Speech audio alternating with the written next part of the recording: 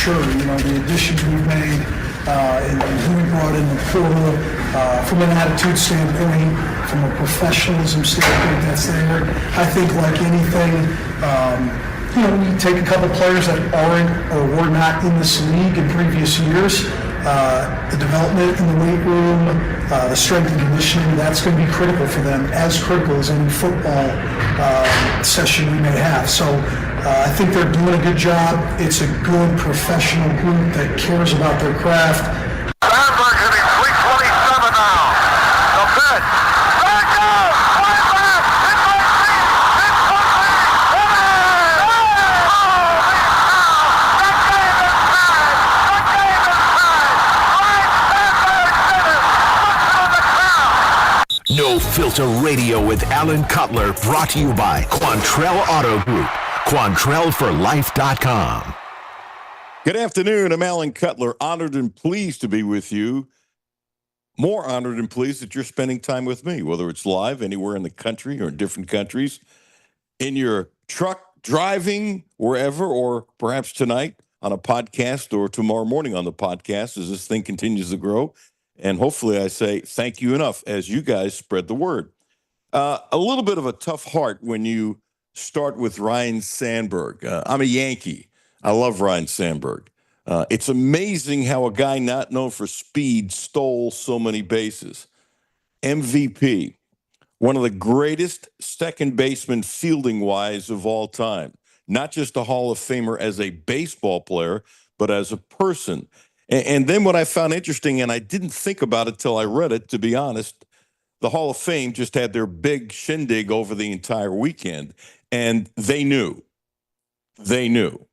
because in that world, there are no secrets. So they knew Sandberg was on his last legs, and they weren't surprised when it happened. And apparently that was a huge thing that brought, for obvious reasons, everybody down, but nobody was going to talk about it for, again, obvious reasons. Ryan Sandberg, it just seems like, and I sound like a broken record, Jimmy, but in the last couple of months, more and more people from a different era, my era, and you're younger, and that's not a shot, God bless you, Jimmy, are passing. He was 65, and his numbers were off the charts. And there were a lot of kids named after him.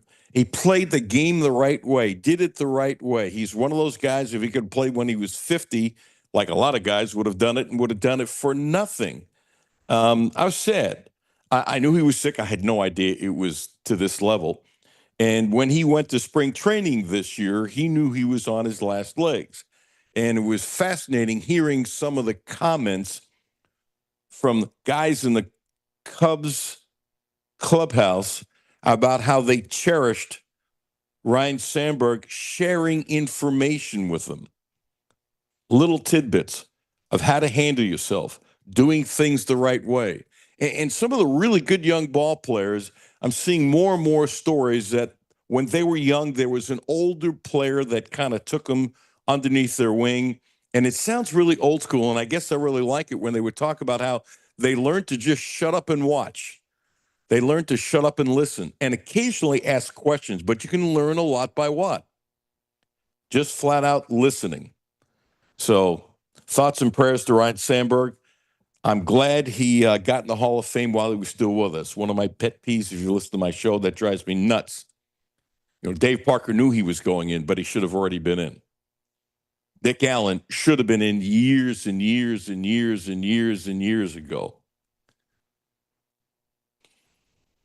Just bothers me. I guess it always will.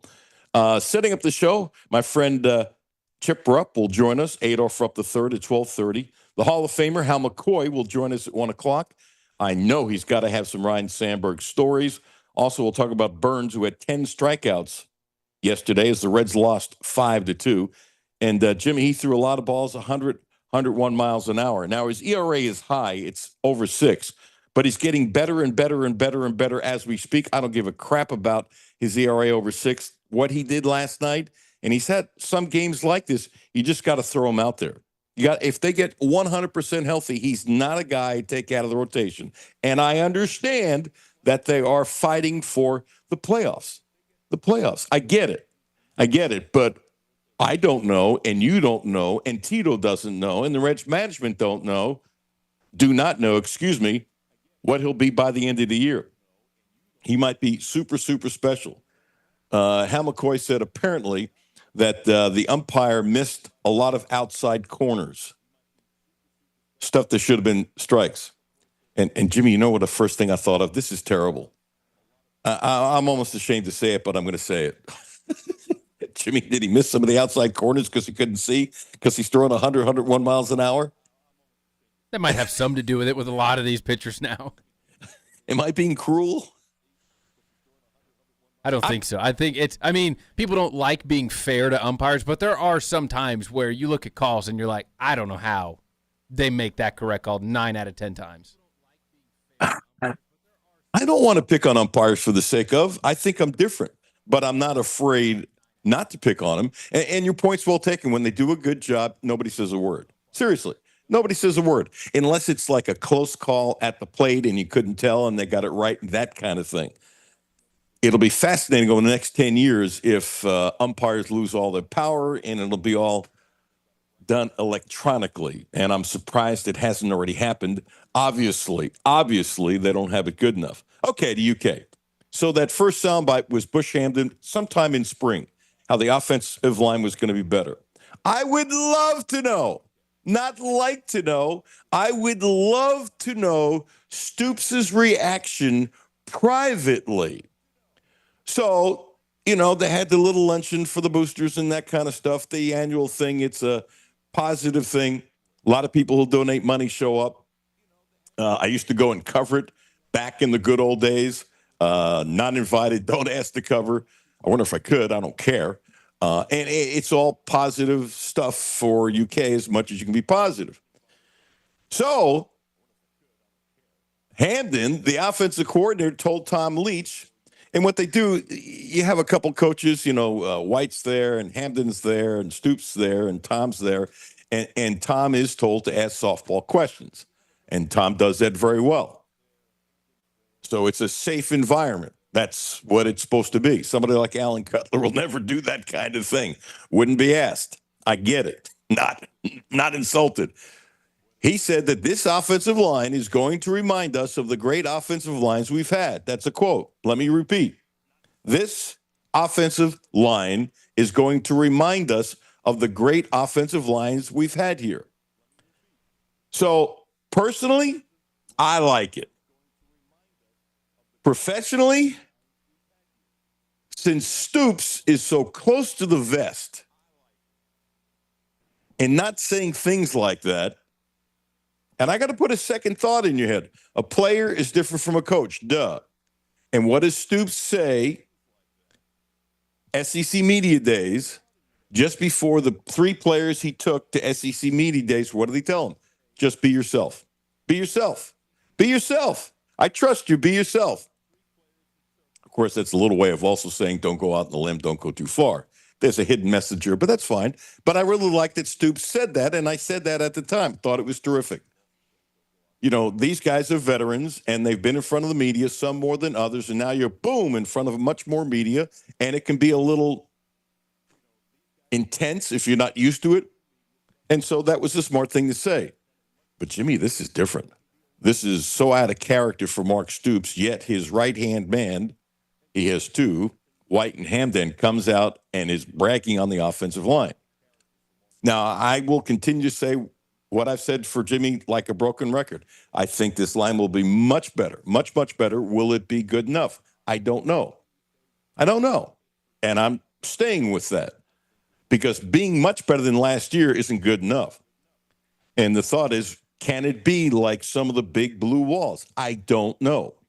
I don't know if they know. You got Pete. You pronounce his name better than I do, Jimmy. Shy-ass Pete. Shy-ass. You think I'll get it before the end of the season?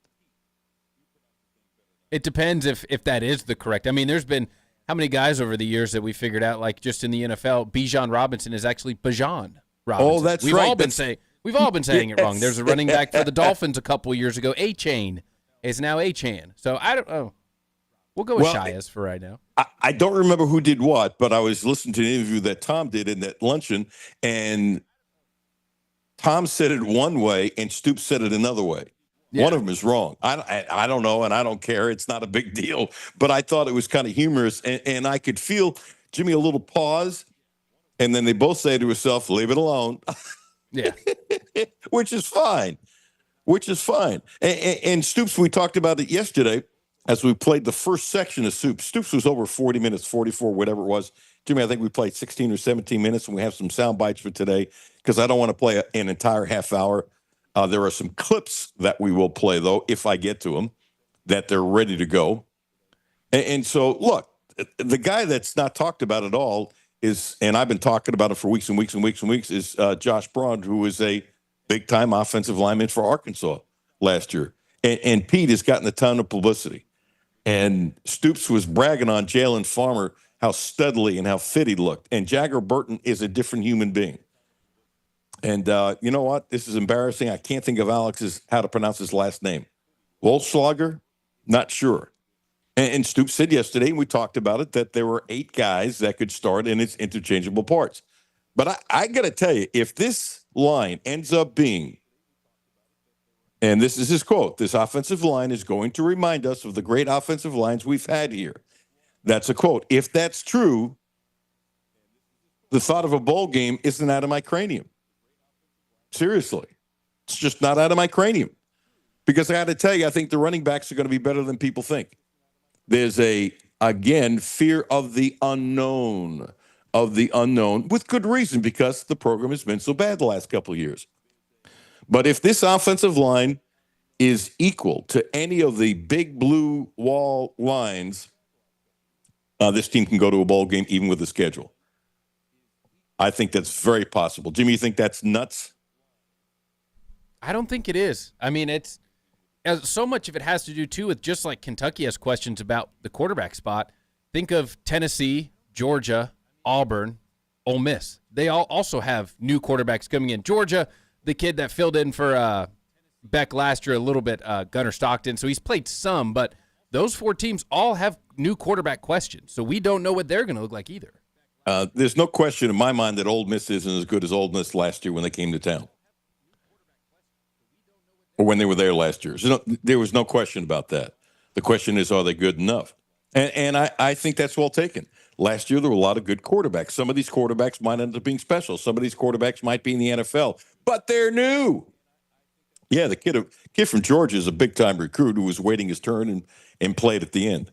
But, you know, Kentucky might be lucky, and I would say this for any team, catching Ole Miss early. Ole Miss early might be a totally different team than the Ole Miss in December. No question about it. No question about it.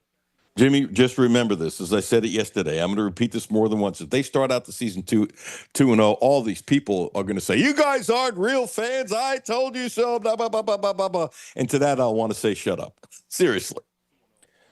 Oh, you're not a real fan because you thought so. That stuff drives me nuts. So, and the other thing I'm cautioning, Jimmy, I wonder if I'm getting sucked in by some of these positive comments. And I'm really careful trying not to. Yet I'm also a little excited because the season's about to be here, and I always look forward to it. So it's a beautiful thing. I just thought Hamden's comments. Now, Jimmy, you know what I'd love to know? And if Stoops asks the next time he does the media, which is not going to be Friday because he's having a little procedure done today, and he made a joke of it, but he was serious. He said, when you see him on Friday, media day, please don't take a picture of him. I guess he said he's going to have some patch or something like that. I wonder if he's going to have some skin done. I don't know, but I've had some skin done, and usually, Jimmy, if you've had some skin done on your face or something like that, it ain't very pretty for a little while, and he was kidding, made us laugh if you watched it, but he really doesn't want his picture taken, and heck, I don't blame him. There's nothing wrong with that. So that thing to me is fascinating. Jimmy, let's go to, we have 3 comments from the luncheon yesterday. One is from Bush, one is from Brad White, one is from Stoops. Let's go to number 1, since quarterback is the thing. And this is another way of saying, hey, guess what? Calzada's going to be the starting quarterback. Now, things could happen in camp. We all know that. And if all of a sudden Boley is spectacular. That'll change things. But it's not an even playing field, and it makes sense. If you're looking at the perspective of Bush Hampton, hear his thoughts on the quarterbacks. The number one thing is experience, and that's what we were able to go do and bring in Zach Calzada. It's a guy that has played in this league, been successful in this league. I think, as you know, overall, that experience is probably even more important than just the natural skill set. We think he's a big physical player, but again, it's the leadership part we're going to rely on. Certainly, him being in his 6th year with that veteran leadership. Cutler Boley's a guy I think we all know is as talented as a player as we've been around. For us in this day and age of college football, we're as focused as getting him as many reps as just about anybody. And so he's a guy that can really take the next step. We're looking forward to that here this next month and leading into his 2nd year. And, I have to say we're extremely blessed, not just from a football standpoint, but from a leadership standpoint with Bo Allen. He's been a guy who has been here for a long time, knows exactly what it's supposed to look like, and certainly for us offensively, there's not a player on the roster that represents who we want to be as a football club more than him. Good stuff. I mean, he's saying Zach Calzada is going to be the quarterback unless he stinks in training camps, which I don't see at all, or Cutler Boley is just spectacular and he takes it away. By the way, Jimmy, do you think, I have no clue, I could see it either way, that Stoops privately, after they were out of the luncheon gathering, said something to Hampton. Gee, I wish you didn't say that about the offensive line. Is going to remind us of the great offensive lines we've had here. Do you think he privately said, dude, I wish you didn't say that, but are you also saying, hey, Bush is a grown man. Sure, he works for me, but you got to let him do his own thing. I'm going to guess he left it alone. That's just a pure guess. But I guarantee he wasn't in love with it, because if he's the head coach, he could have said that when he spoke for about 44 minutes, Jimmy. Yeah, and maybe it's a conversation they've had, and since Bush is on the offensive side, if that's what Bush thinks, and it also, you got to remember, the players hear what the coaches say to the media. So if anything, that's building up the offensive line and their confidence, and hey, we're behind you. Look, you've got the, not public pressure, but it is one of those where you make a statement like that, it's like, all right, let's go put up or shut up. The expectations are here. Players love it. They love it. When the offense gathered around, would it surprise me if one of the offensive linemen said something and they hooped it up and hollered and stuff like that? Oh, yeah. I would expect that. And the other thing that was pushed hard yesterday by Stoops was that he put pressure on the strength coach, and he really likes the strength coaches, but he put pressure on them to get these guys bigger and stronger and stuff like that. And physically speaking, size isn't everything, but it helps a lot, especially on the lines. And this is a bigger, and from what Stoops said, stronger offensive line. So we'll see. I like it. As a matter of fact, it was like, wow. Now, this will be the part that's not fair. If 3 or 4 of these guys, and I hope they all stay healthy, get injured, and the line sucks, Bush is going to take some heat, and it's not his fault. Seriously. Because if you have 8 guys, as Stoops says, you could rotate and start, okay, and now all of a sudden you're down to 3 or 4, which could happen. Wouldn't it be nice if the whole offensive line can basically take every snap until they're bringing guys out when you want to get some rest? The other thing I'm going to be really fascinated to watch, especially early on, is how much they rotate some of the offensive linemen just to take some snaps away because you get beat up. That's 1. And 2, if you've got 8, you can't have them holding the helmet for 5 games, and a guy gets hurt, now you stick him in there. It's always been, to me, one of my biggest issues about the offensive line. This goes back to the days with Bill Curry.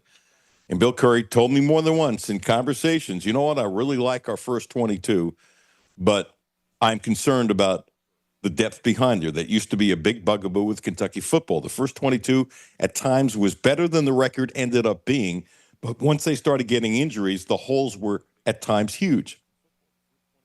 Just the way it was. And so because of that, there was a downtrodden attitude about Kentucky football, which was fair because the records were so bad. Yet the first 22 at times were much better than I think advertised. And I said it back then on TV. They just didn't have depth. But you know what was really nice?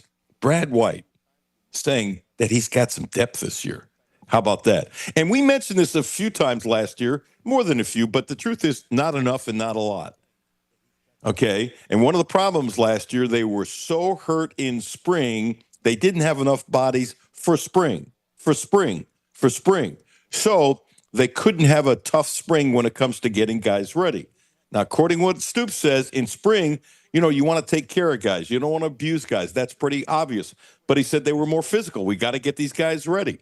And so I think that's a little change, too. I don't know if Stoops would have done that last year. I'm guessing yes, from how he's hinted, but he couldn't because they just didn't have enough bodies.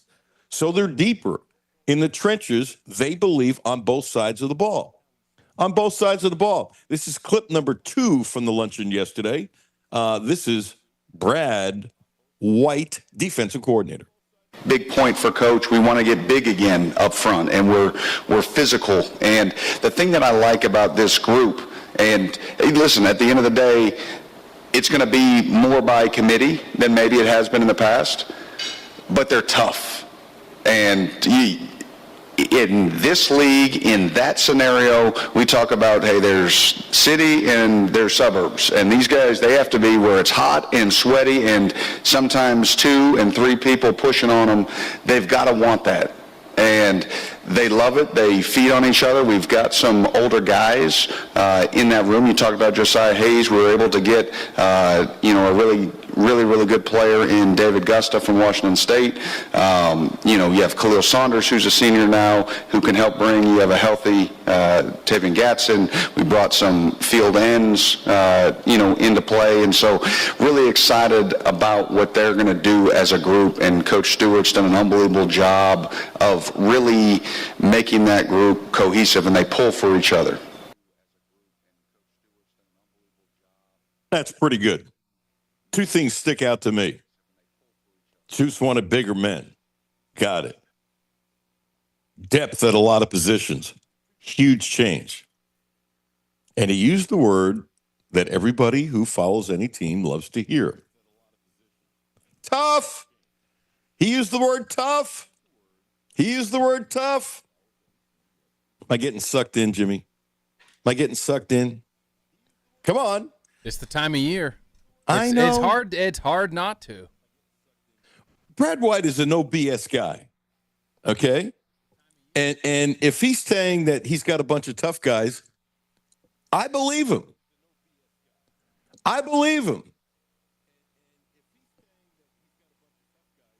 One comment from Stoops. This was at the end of their little talking session at the luncheon. Here it is. I promise you, we're going to have a team that you're proud of. We've worked really hard. I'm very confident in this group. We have an unbelievable challenge in front of us. We embrace that. I've told them all, I've told the media, I've told the team, bring it on. We have a very tough schedule. We're going to take it one day at a time, one game at a time. We tee it up this week. Our players report on Tuesday. Our first practice is on Wednesday, and I can't wait. That's really good.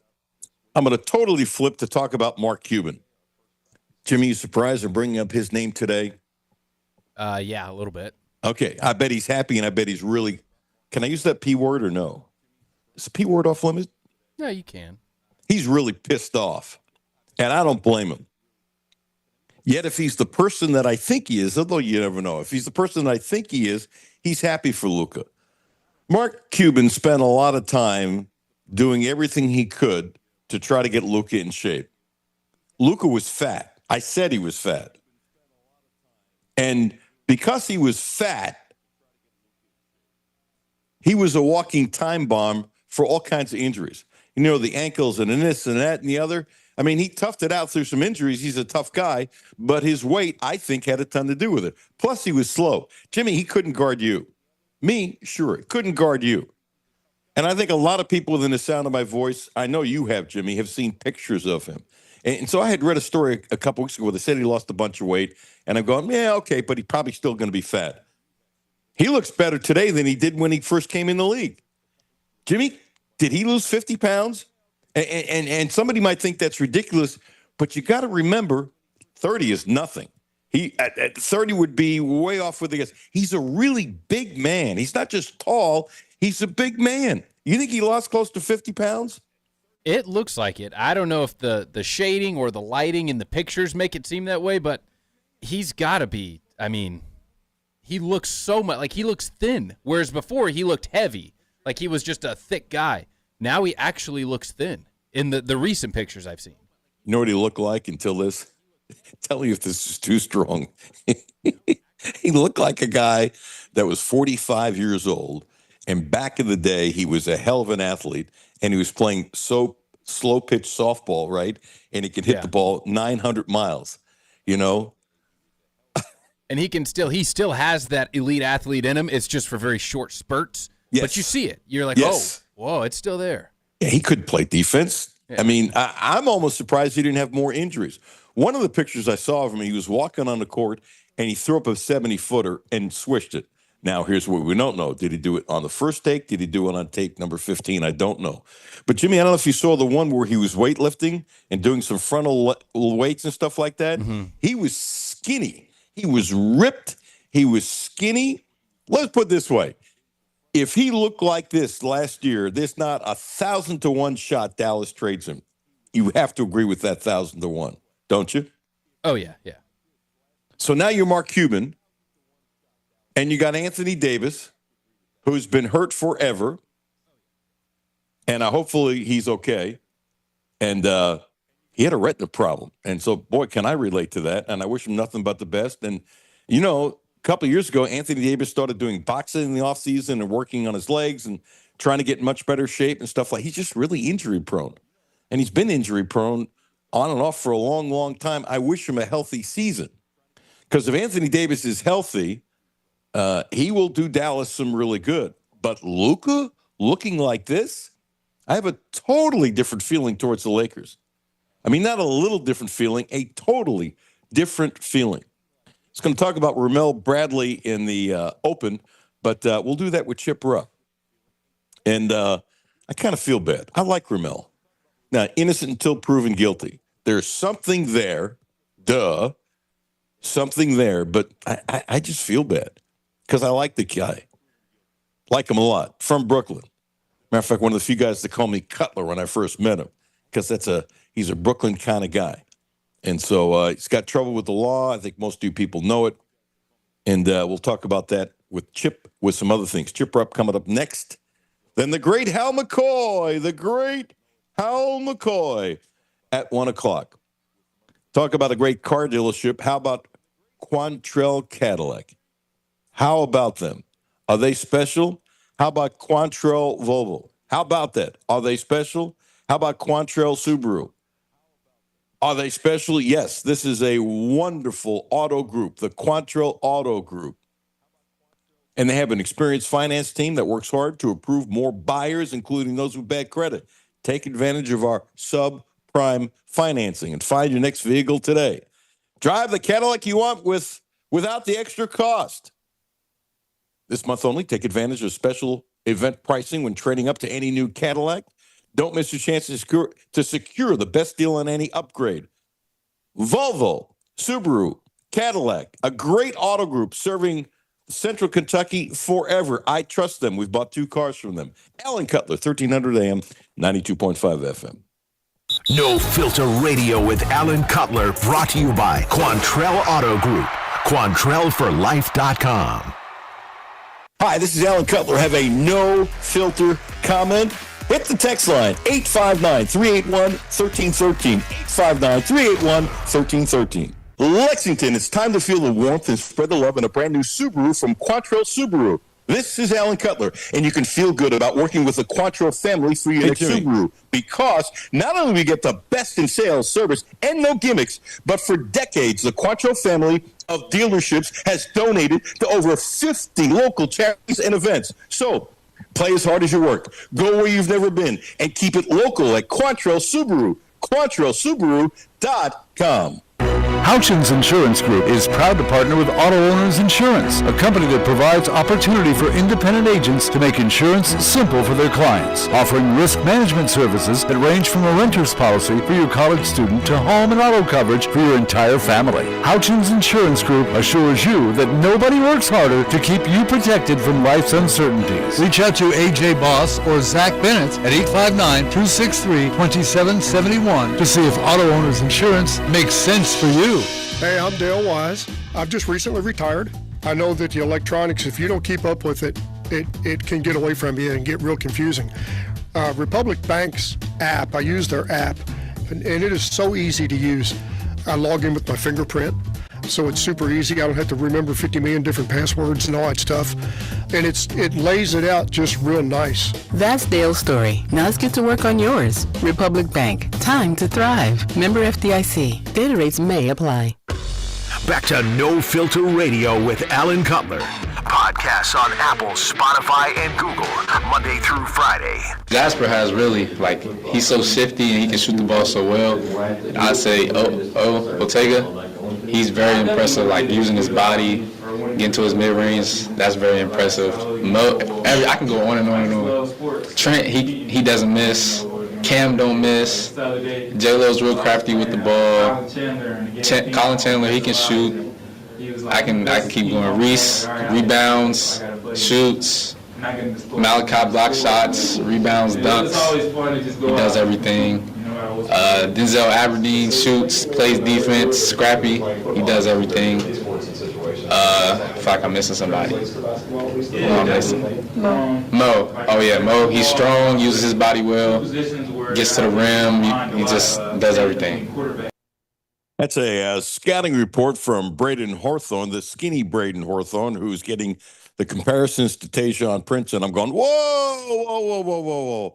You want to put pressure on that kid? Well, I don't know about that. I do know about this. A wonderful guest is joining us. Adolph Rupp III. Chip, how are you? I'm doing well, Alan. How are you? Good. So when you hear Braden Hawthorne say those things about the guys, as we're in the positive talking season with basketball, with all that talent, do you take it with a grain of salt? Do you get more excited? You're saying we're closer to playing games. Where's your cranium when you hear a comment like that? Well, first of all, he may have been, in my opinion, and it's a small sampling size, but I snuck by and watched practice a couple weeks ago. And there were some things that really jumped out at me, but Hawthorne may have been the steal of our freshman class. The comparisons to Tayshaun are based on the build. I don't know that he's a guy with the right nutrition, workout schedule, weight schedule is going to be able to put on a lot of mass, but he is wiry strong and he's very skilled and he's very active on the court. I was blown away by him. His comments about the guys coming up, there's a lot to be excited about, Alan. I mean, it's going to be a really good team and there's a lot of talent in that room. I have a ton of respect for John Rothstein. He's as good as anybody with basketball. If there are 10 people you'd pick out, he would absolutely be one of them. I also know when he puts his list of 10 schools together, which doesn't lose Kentucky, he knows more about those 10 teams than I do. He knows tons more. He's a geek. I mean, I have an idea what Houston's coming back. I do. I have an idea that they're much younger than last year. I have an idea, actually, some of the recruits they brought in, but I know nothing compared to him. I mean, I just have that much respect for him. I find it fascinating, and I need to reach out to him as to why Kentucky, I'm not saying they win a national championship, they might, but if there's a group of 10 schools right now that could win the national championship, barring somebody surprising you, March Madness and stuff, Kentucky has to be one of them with their talent. They're not even in the top 10. It's not a big deal, but it's kind of a talking point for me. So one of two things. Is he wrong? Which he could be, but he's really, really, really smart. And two, could it be that college basketball is going to be that good next year with another round of guys staying longer because they're making so much money and it's older? I just think we're seeing a new level continuing of college basketball. That's something that I didn't anticipate until these older guys started coming in. If Kentucky's not one of the top 10 schools, holy blank, and throw in another blank. Yeah, I would find it hard to believe that Kentucky wouldn't fall into the top 10 being a contender. Just the raw talent that's in the room. As you're talking about older guys, sure, you can fix your roster overnight by bringing in older, mature guys. But the thing that really jumped out at me from watching them practice was Trent Noah, Otega Owe, Colin Chandler. Really, we're 4 months removed from when the season ended, and the air from those guys. They look more physically mature. They look more confident on the court. They have emerged as leaders and loud voices in the room in just a short time period. And so when you blend together all that talent that's coming in, that's older age wise and has more on court experience from other schools, and then you return two or three guys like that that are a year older, a year stronger, more vocal leaders. I think that that's the perfect recipe for the next wave of college basketball. And, to Cal's credit, I think the one and done, he was on the leading edge of that. Everybody kind of caught up, and that's how it was for a period of time. I think now we're starting to really catch a glimpse at what the next 5 to 7 years of college basketball is going to look like, blending together these freshmen that stay an extra year and older talent from elsewhere. Little tongue in cheek, Chip. Did Noah miss a shot while you were there? He did not, and No, wait a second. I know. I'm hearing all this stuff about great. He didn't miss a shot when you were there. Seriously? Let's put it this way: I don't recall one, but what was amazing to me is I walked into the gym fully prepared to relegate him to 10, 11, 12 on the roster just based on what they've brought in. And the guy's going to be a survivor. He is going to be in the mix somewhere. He's that guy. I mean, he does so many things well. He works so hard. He's physically stronger than he was. It's not that he's so much bigger, but his body has morphed. I mean, he went from kind of a soft looking kid, no offense to him, but now he's starting to evolve into a young man. He was more cut, and when he's on the court, he just makes things happen. I mean, the game is incredibly slow for him because he's got such a high basketball IQ. He understands what Coach Pope wants to do, and he's going to find his way on the court in some capacity for significant minutes. Somehow he will be on the court.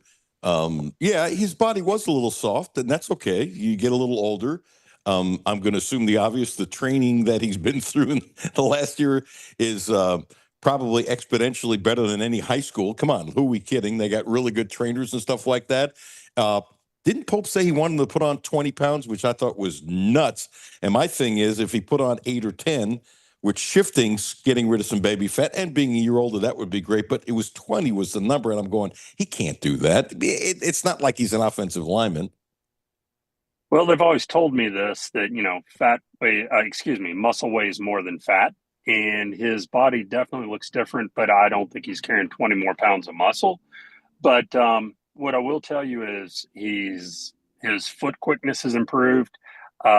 He was doing things on the court that I hadn't seen him do previously. I mean, he can knock down an outside jump shot, but he was able to pump fake, get by his guys with a little bit of quickness and shoot a mid-range jumper. And he's just evolving as a player. And I think you can attribute that to his offseason workout and how his body started to change. Well, you sort of answered my next thing, and this is a big thing with me.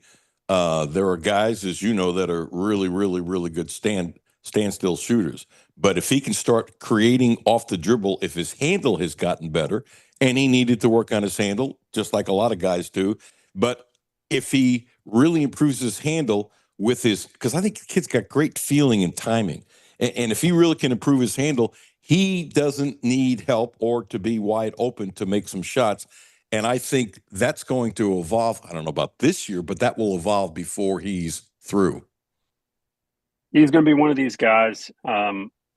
He may play for money one day overseas, and I don't want to bet against the kid. He may make it into the NBA one day. I don't know that. Only time will tell.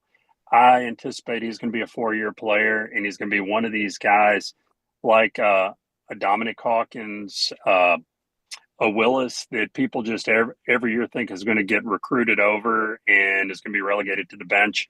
And he's just always going to be in the mix, and he's going to continue to get better and better. And I think he's going to have a fantastic career. I have 2 names for you, a first and a last name. You ready? Mm-hmm. Duncan Robinson.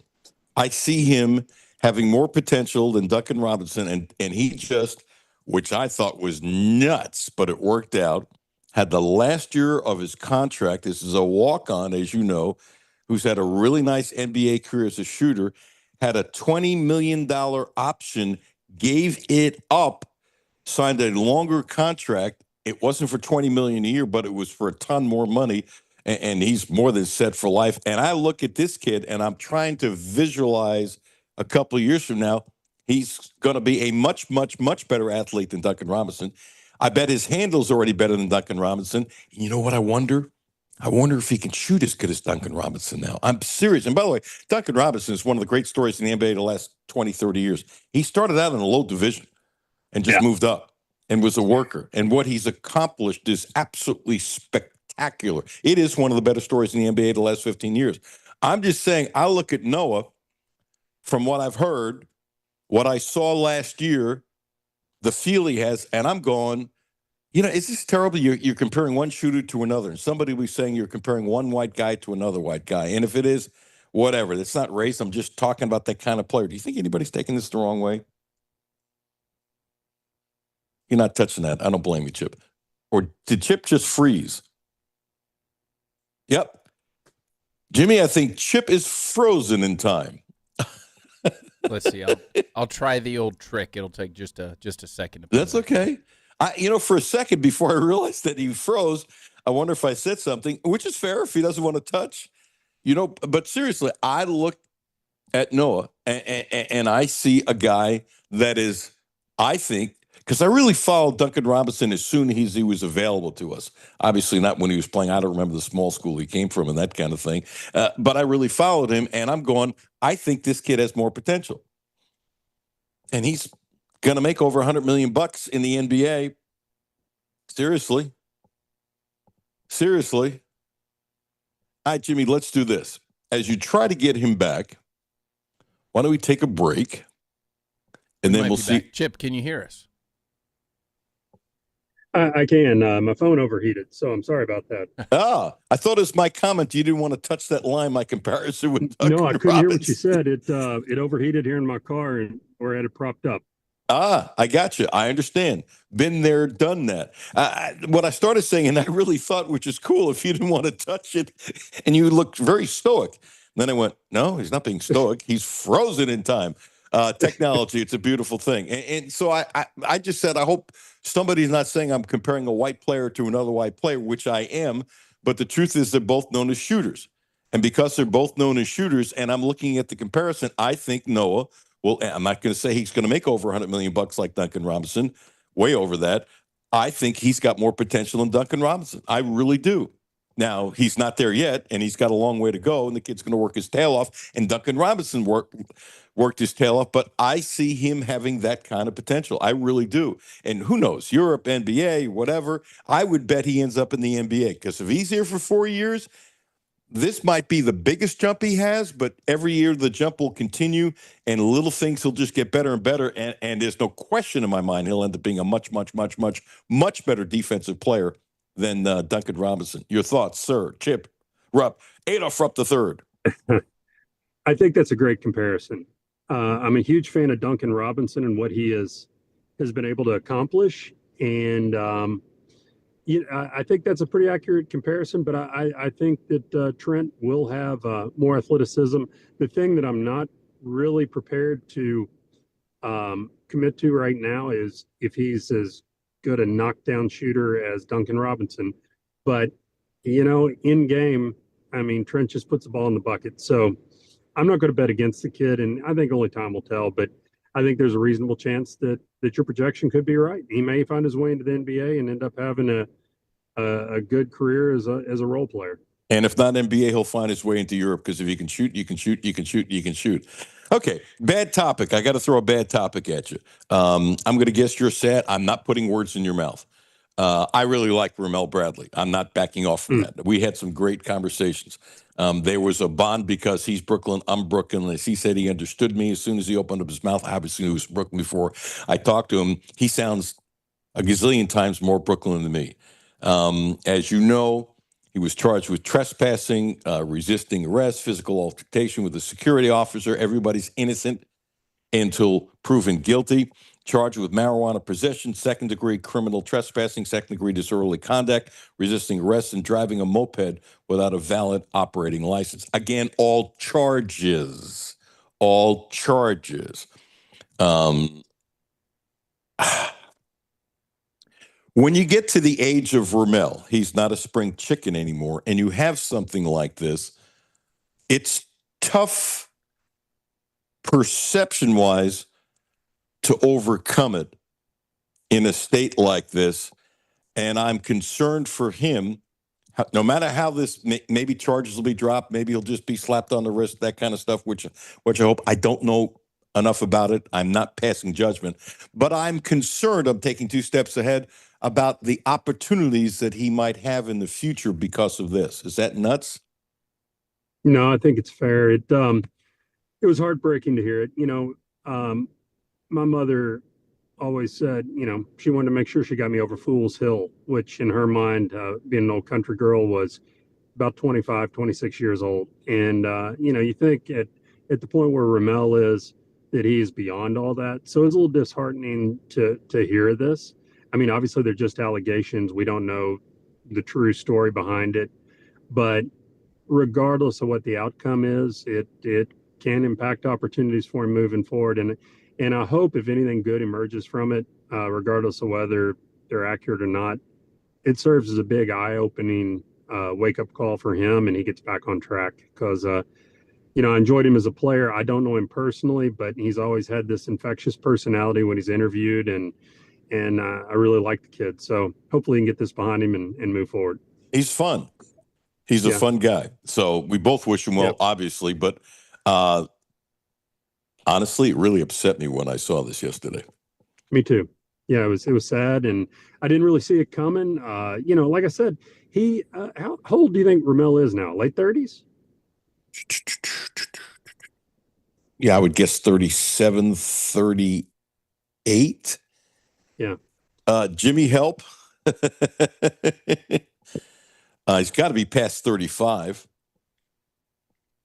I don't know why I'm remembering this, but he was playing pro ball in Israel, and I believe he was in Tel Aviv, and it was at a restaurant. It's a nightclub, and my brother was at a coffee place like a block from there multiple times visiting Israel. Oh my gosh, Jimmy says he's 40.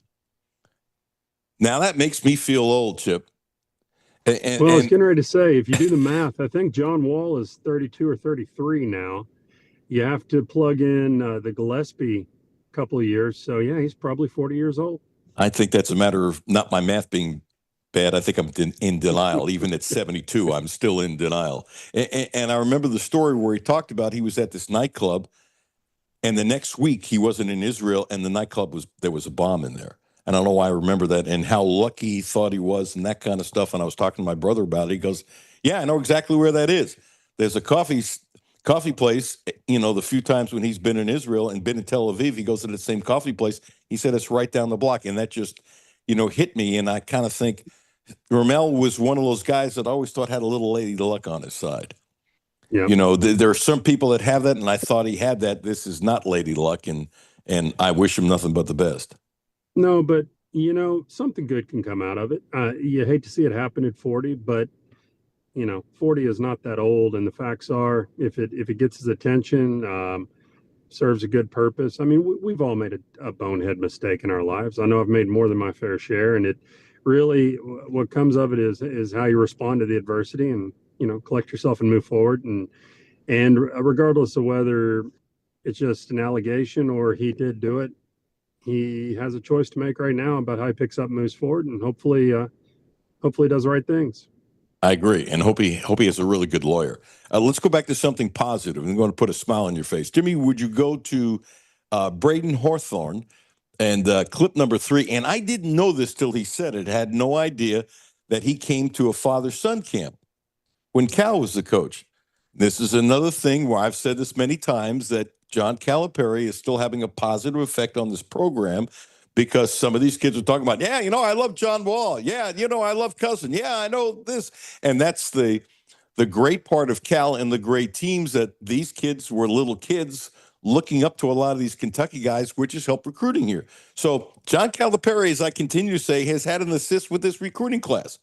Not saying is nearly as much as Pope, no, but what Kentucky is back to where it needs to be, and it'll win a national championship one of these days. And I'm assuming Pope will be like the others and win a national championship stuff. But Cal has had an effect. There's no question about it. So he went to the camp, and Chip Rupp, you're going to really like this. Clip number 3 about what it will mean for him when he first puts on, as a Kentucky player, putting on that uniform. It means everything, like being here now, from just like as a little kid, I had the picture from the father-son camp with me, my brother, and my dad, just looking at that every day. Now being here is just, it's an honor, to be honest with you. You still know where the picture is? Oh yeah, it's in my room. Yes, sir. Got it pinned up? Oh yeah, I got 2 of them. Wow. Chippy has 2 of them, and it's in his room. His brother, his dad, the 3 of them. Chip, is that about as good as it gets? I think so. And there we are. I thought we lost you. Sorry. No. I can. No, it's as good as it gets. I can relate to that comment. I will never forget. And I was on again, off again, used reserve for Vanderbilt, but checking in the first time at Rupp Arena when I played for Vanderbilt, walking out on the court, seeing your last name on the jump circle, looking over to where you checked in, and all the people that I'd come and been a fan of the Cats and sat in the stands and see familiar faces. It was overwhelming. It took me a while to get my head right. And back then I didn't play a whole lot, so I didn't have much time to get my head right before I was coming out. So I needed to respond pretty quickly, but it's going to be a special experience for that kid. And Cal, love him or not, he definitely left a very positive impact on the program for sure. And there's no question about it. And I think, as I've criticized him, I've also complimented him tremendously, which he deserves. And I think these things need to be pointed out. It's the Cal effect. Not the main reason why the kid is here, but when you're a young person and that photo means that much to you, shared with your family, and he's got 2 copies in his room to look at. I mean, that's beautiful. It's just beautiful. I mean, it really is. I'm going to switch with you, and I talked about it a little bit in the monologue, and to see if you agree with my take. As I said to Jimmy, are you a little surprised I'm talking about Mark Cuban? And so if I'm Mark Cuban today, if he's the person that I think he is, and you never know about public perception, but I have a lot of respect for Mark Cuban.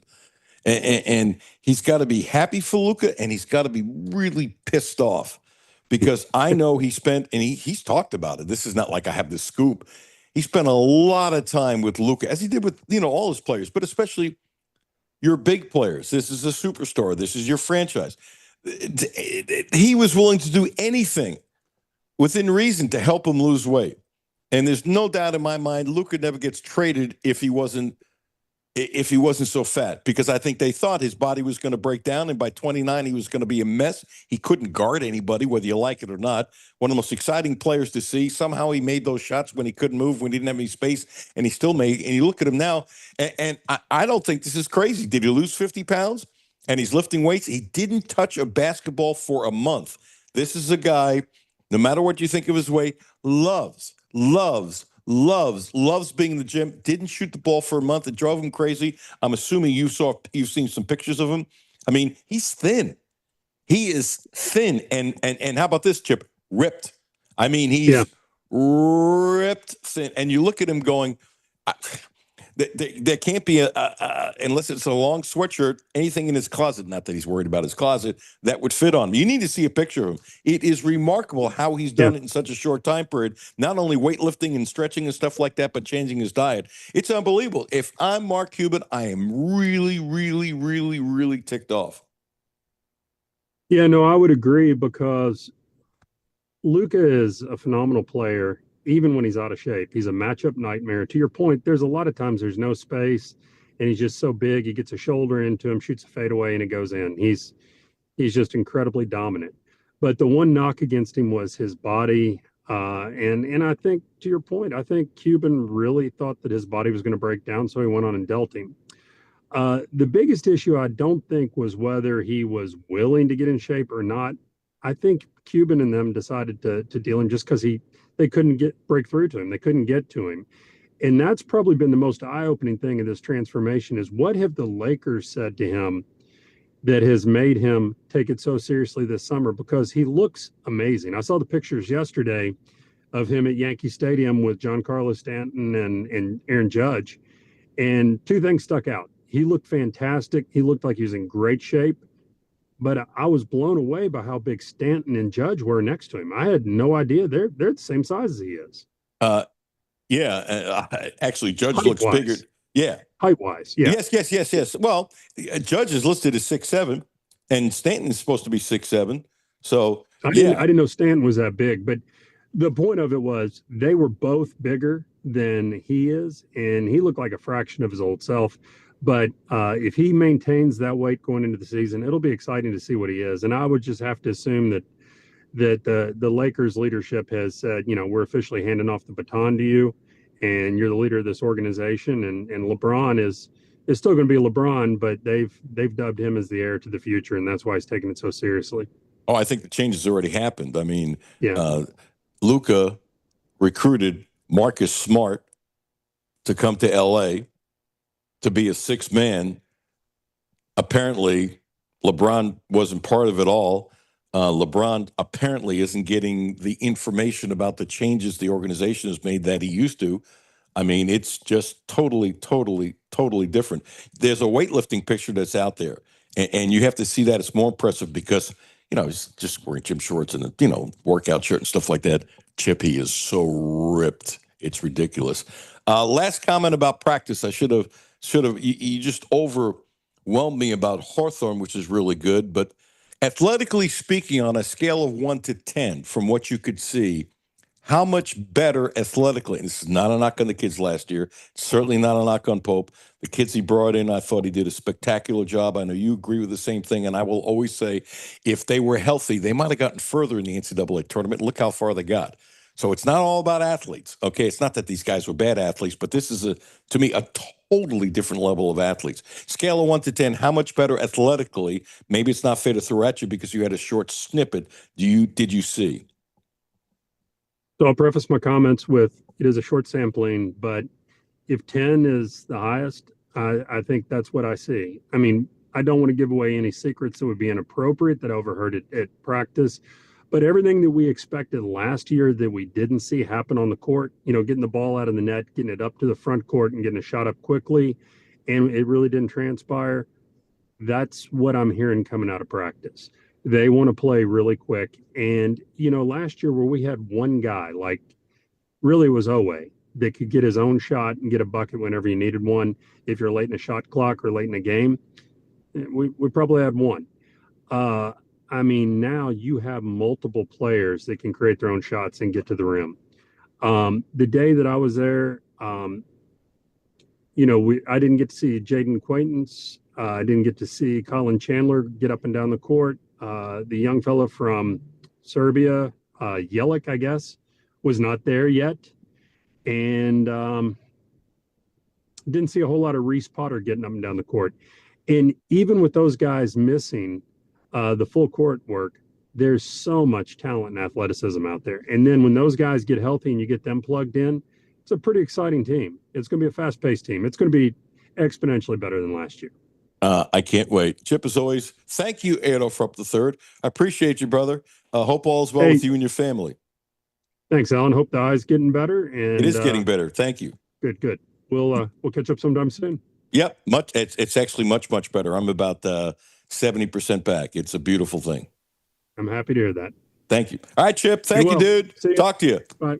Chip Rupp, always fun. And by the way, Chip has to be careful, and I respect this tremendously.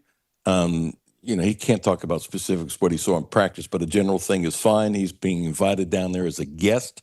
You have to respect that. And Jimmy, I appreciate everything he said without going too far.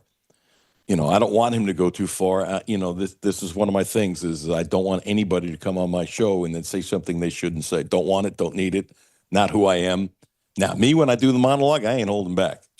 But when you have a guest having a conversation, it's not an interview. I've mentioned this a number of times. There have been a few instances with some of the guests, not often.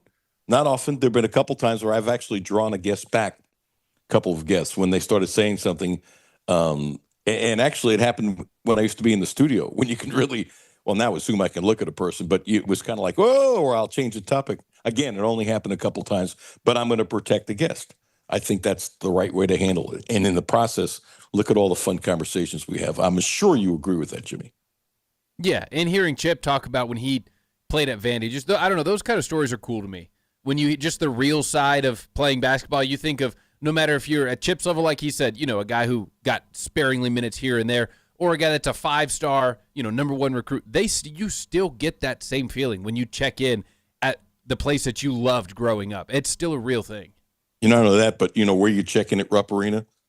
Okay, it's right where his seats are. His parents' seats are. Okay, so. I mean, let's put it this way: Mom doesn't have to yell very loud for Chip to hear when he was going in the game, which makes it. I mean, come on, they should have as good a seats as anybody in Rupp Arena. Hello. So you see, where the scorer's table is. Okay, seats are right. It's a few rows. It's not like you have to walk all the way on top. All earned and deserved. Thank you, Chip. Appreciate it. Hal McCoy coming up next. Don't forget about my friends at Blue Lotus Health. Ramon Carriega. Now, also providing a licensed massage therapist. I've had a neck issue that's been pretty bad, and I really got rid of neck issues a long time ago, but because of my eye and how I have to sleep in all the ways I can't sleep. And Jimmy, have you ever tried to sleep on a 45-degree angle? No, not on purpose. Not besides like a couch nap, but no, Okay. For like an all night, no. Yeah. How about for weeks? Yeah, not very fun. No, it's not. And so he's really helped me with that. I mean, acupuncture can do so many wonderful things. Blue Lotus Health, Andres Sales Road. Check him out. Please use my name. He's special, 859-533-0914. The Hall of Famer coming up next, Alan Cutler, 1300 AM, 92.5 FM. No Filter Radio with Alan Cutler, brought to you by Quantrell Auto Group.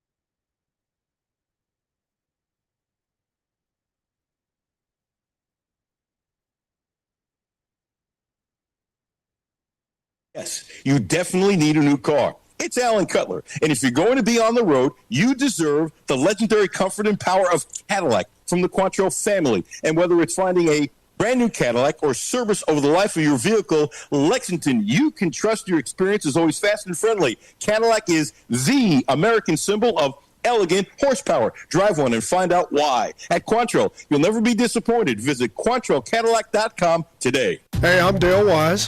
I've just recently retired. I know that the electronics, if you don't keep up with it, it can get away from you and get real confusing. Republic Bank's app, I use their app, and it is so easy to use. I log in with my fingerprint, so it's super easy. I don't have to remember 50 million different passwords and all that stuff. And it lays it out just real nice. That's Dale's story. Now let's get to work on yours. Republic Bank. Time to thrive. Member FDIC. Data rates may apply. Houchins Insurance Group is proud to partner with Auto Owners Insurance, a company that provides opportunity for independent agents to make insurance simple for their clients, offering risk management services that range from a renter's policy for your college student to home and auto coverage for your entire family. Houchins Insurance Group assures you that nobody works harder to keep you protected from life's uncertainties. Reach out to AJ Boss or Zach Bennett at 859-263-2771 to see if Auto Owners Insurance makes sense for you. W223CV Lexington.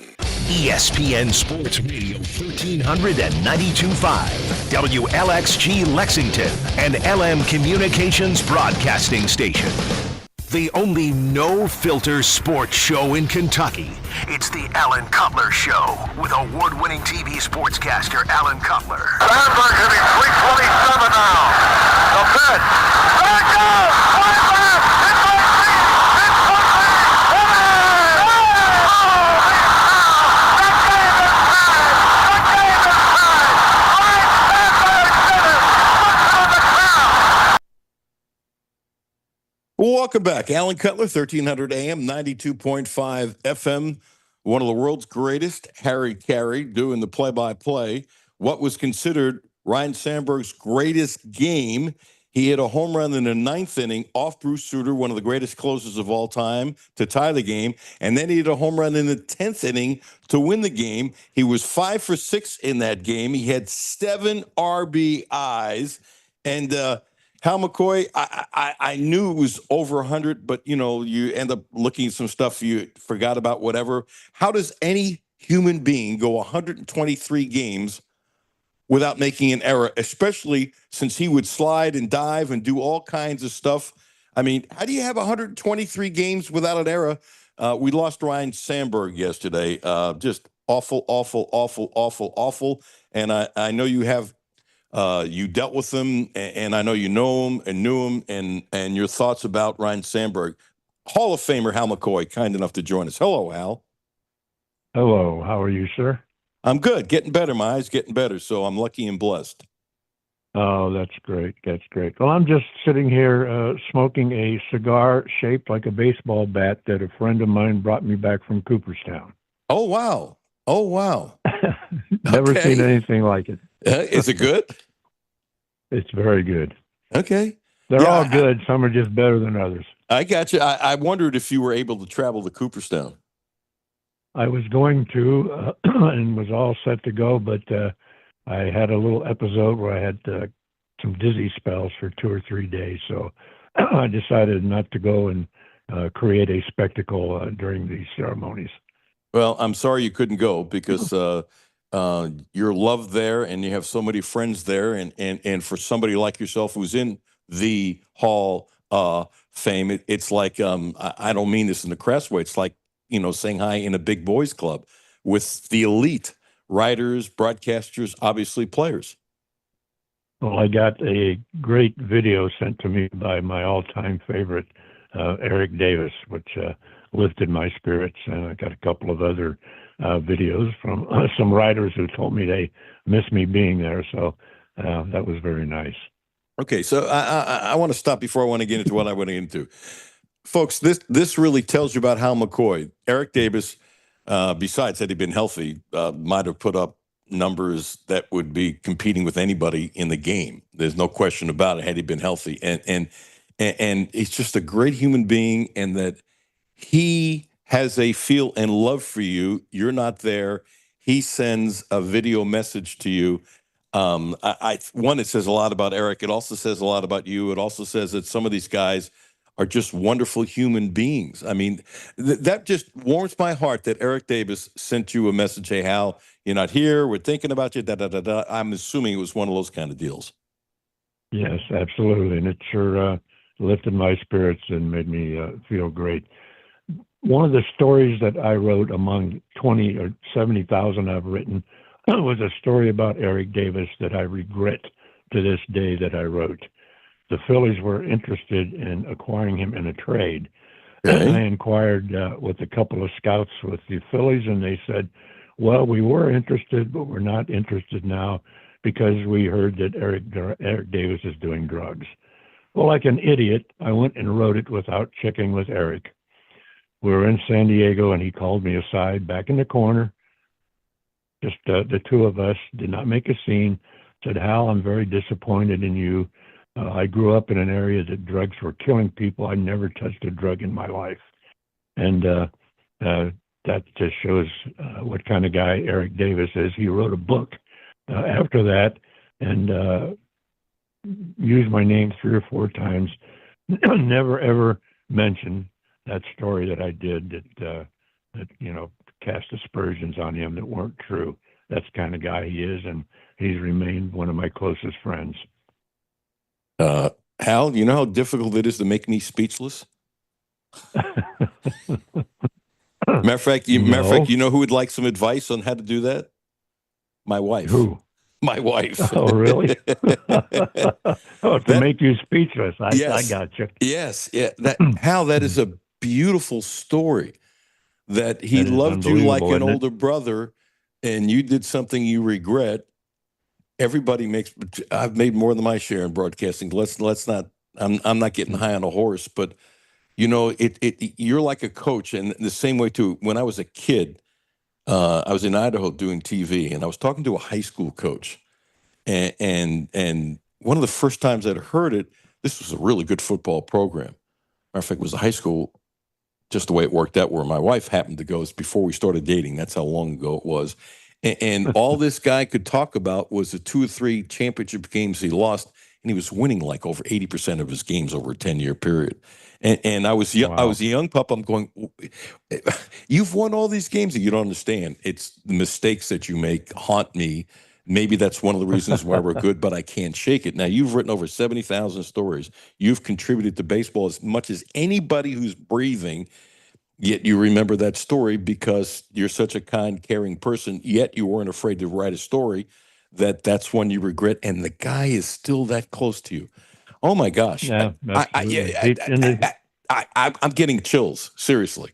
In the video, he told me how much he loved me, and he said, "You are the number one influence on how I treat the media because of the way you treated me." So he's still not holding anything against me for that one piece of crap that I wrote. See, and you no filter yourself. I love that, Hal. I no filter myself. I love that you'll no filter yourself, and your relationships are unbelievable. You got a Ryan Sandberg story or recollection? I'm assuming you knew he wasn't doing well.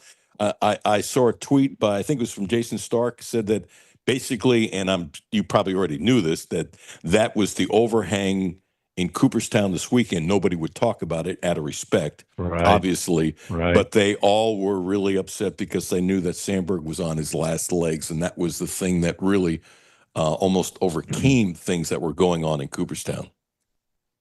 Well, something I saw on MLB TV this morning brought me to tears. They interviewed Sean Dunston, his teammate. Dunston could not get through it. He broke into tears and sobbed. That's how much he regarded Ryan Sandberg. And Ryan was, interviewed him many times, such a class act.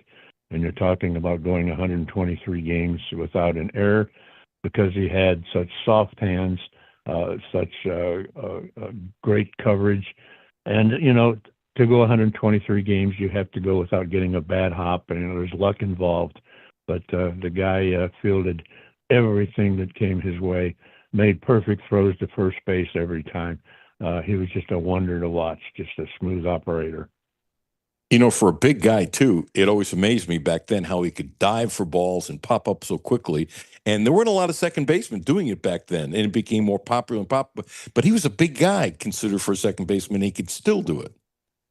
Yep, he made so many throws off his knees and threw them as hard and as accurate as if he were standing and taking a careful aim. Just dive, get to his knees, and make the throw to first base and get the guy out. It was incredible. Interesting. You just did that the way a play-by-play guy would describe it, with a little pause, dive, get to his knees, and just quickly for Sean Dunston, for those who don't remember, they were an unbelievable double play combination, double play combination, and unbelievably close, and they just had body language. They understood each other, and they were as good as any double play combination for a long time. It was as if the baseball never hit Sandberg's glove. He was so quick at making the turn and the relay throw. It was like the ball went from Dunston to a flash to Sandberg and off to first base for a double play. It was just how quickly he turned it. Any other stories or thoughts about Sandberg before we move on to your lovable Reds? No, I think we've covered it quite well. Okay. Plus he hit 40 home runs one time, MVP. Yes. You know what the other thing that gets me? He wasn't a speedster.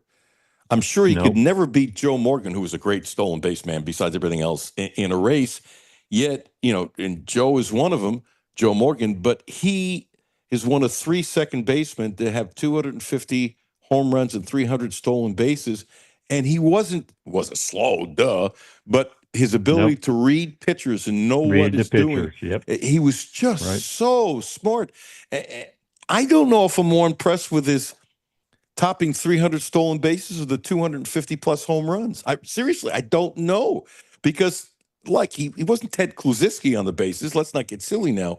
But there can't be very many in the history of baseball with that speed who stole over 250 bases. Am I wrong? No, you're absolutely right. It was just, like I say, he was so smooth and knew how to get the right kind of lead, knew when to break, knew how to handle the pitcher's motion, his pickoff moves. He was just intelligent in everything about baseball, and I think that is greatly overlooked in baseball players these days. Intelligence, and you can see it. When a player has it, and he certainly had it at the top level. Baseball IQ. I'm sorry for stepping on you. That's a great comment, because it seemed like in the good old days, players really watched the game, and they're still learning from other players and other generations and stuff like that. And there was some really good stuff I saw in the Cubs locker room where some of the guys were saying, yeah, Rhino would be here for spring training, and just talking to him a little bit, and the knowledge he shared was something I'll miss, and those kinds of things. And then he did what baseball players you've seen do for generations. Somebody helped him, so he wants to help others. And the guys that listen, it's amazing. The guys that listen to somebody like Rhino are the ones that really care, ones that incorporate it, and the ones that end up being really good players. It's not an accident. No, it's not. And that's probably what Sean Dunston did, which is what made them so good. Now, I used to see them when I would go in the Cubs clubhouse. They lockered next to each other, and they would be sitting there talking baseball before the game, and talking strategy and everything baseball. And that's, I'm sure Dunston was feeding off of Ryan. Bet he was. Jimmy, would you cue up Chase Burns and what he did last night? And we're doing this on the fly. I don't know how you're going to give me a thumbs up with our new system. It's good to go. Good to go. Let's hit it. Swung through at 100, strike 3. 2-2. Struck him out. Nasty slider, strike 3. Struck him out. Burns on fire, strikes out 3 in a row. So, Chase Burns, second red in the last 125 years. It's a pretty good sample, Hal, don't you think? With 10 strikeouts. I would think that's true. That's pretty good. 10 strikeouts in 3 straight starts, joining Iglesias in 2015. He's also the third major leaguer during that same time period with at least 10 strikeouts in 3 of his first 6 starts, along with Tanaka and Kerry Wood. It's the company you keep. That's just like almost gets you speechless, doesn't it? Let me tell you something else about that. He doesn't pitch much beyond the 5th inning, so he's doing all this in a half a game. Whereas, in the olden days, the pitchers went longer, but he's going 5 innings, 5 and a third innings, and striking out double figures. Just incredible. And last night, he pitched well enough to win, which he's done every start except Boston when they knew what he was throwing. But he's had a couple of bad luck. Marte missed a couple of plays he should have made last night that led to all 3 runs. So and they've thrown him against the Yankees, Boston, Philadelphia, the Dodgers. Talk about putting your feet to the fire. The Reds are sure doing that to him. Should Marte only be a DH? Yeah, I agree. They're doing everything they can to try to make him a third baseman, and he's great at the plate. He's quick with the hands at the plate, so I would think he would have quick hands on the field too. But it just doesn't appear that he has the reflexes or reactions to play third base. You have to be very quick on your reactions to play third base, or get yourself killed. You said get yourself killed. His numbers in a short sampling, because he was hurt, he only has 131 at bats. But if you put it for a little over 500 at bats, you're talking about a little over 100 RBIs and basically 25 home runs. I mean, Right. I mean, Correct. it's like, I mean, it's pretty interesting, and he needs Yep. just to play. So I don't understand why Lux is a DH when Marte is a much better hitter. And I would stick Lux Right. as third. He's not a very good fielder, but he's much better than Marte. And I got to tell you, Tito Francona is doing something that I really don't agree with. He's got Lux higher up in the lineup. Lux has been to the plate a ton more. He does have 42 RBIs. To me, he's been disappointing. Okay, he did walk twice last night. That's fine. He did have an RBI, but Marte is a better hitter, and Marte I is agree. stinks as a fielder. And you know what's amazing? He came up as a shortstop. It was supposed to be a pretty good shortstop, and it's like he forgot how to field. Be that as it may, I would stick him higher in the lineup, and I would have him DH, and I wouldn't have Stevenson DH because he's not a very good hitter. Marte is a much better hitter. Those are two examples. I don't like what the hell the Reds are doing, and I'm not trying to be a pompous blank, blank, blank. I know I'm right. There have been a few times lately that Francona has moved Marte up in the lineup, fifth or sixth, and he has produced. Stick him down in the ninth hole, he doesn't do as well. And you're right about Lux. He does not belong in the middle of the batting order. And I still, Francona's doing a great job. But McLean batting second, how long is he going to stick with that? He dropped him for a while, and he put him back up there, and now he's slumping again. Obviously, the number 2 hole is not a spot for him, and he clogs up the batting order up there right now. I agree. I mean, he would bet 6th or 7th for me. I think he's saying in the long run that's where he belongs, and that's what he'll do. And his average is 221, where it was like $170 for a long time. But no, I couldn't agree more. Tito is so smart. How do you sit Marte and DH Stevenson? And he's not a very good DH, and he struck out 3 times last night, and he's the second best catcher on the team. Trevino is a much better catcher, and he's much better with pitchers. So I'm looking. I'm looking at this, and to me, Stevenson would be the backup first baseman. He would be the backup catcher and a little DH. But I would have Marte. I'm going, okay, whatever games we have left, maybe he gets off twice a month, and I'd have him DH and bat him 6th.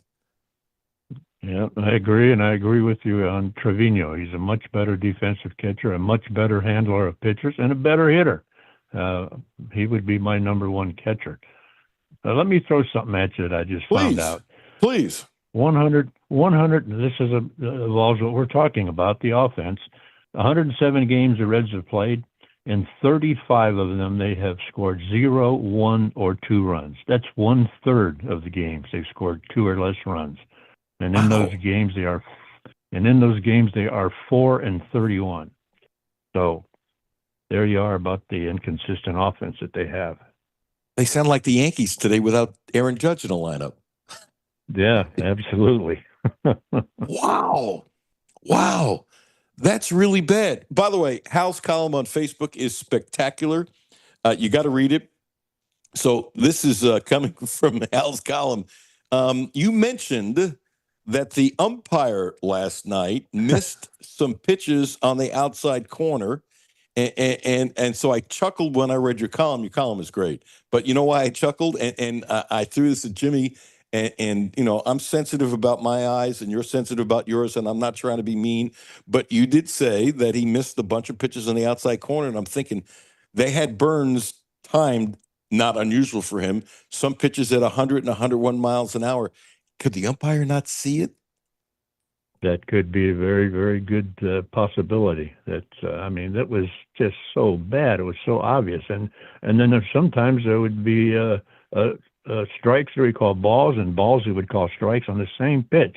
And he did it for both sides, but it seemed like Burns was getting burned all the time. And I've been against the ABS, the automatic umpiring, but the last 3 or 4 games I have seen so many missed calls. I mean, who knows how accurate that box is on the screen, but it's pretty darn close. And so many pitches have been missed. So maybe they need where they can, a pitcher or a batter can request a review on a ball and strike call. although it probably slows the game down again. But geez, the umpires' calls lately have been so bad at home plate. So are they not as good as they used to be, or are they feeling the pressure because they're being judged? And if you can't handle the pressure of being judged, you shouldn't be an umpire. Am I wrong?